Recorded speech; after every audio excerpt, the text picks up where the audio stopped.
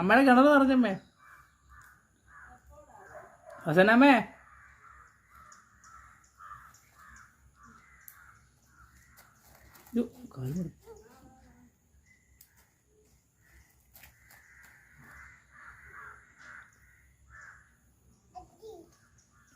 അത് വലിയ കല്ലാണ്. എൻ്റെ കല്ലെല്ലാം കുറച്ച് താഴെയിട്ട് വേറെ കരുത്തിട്ട്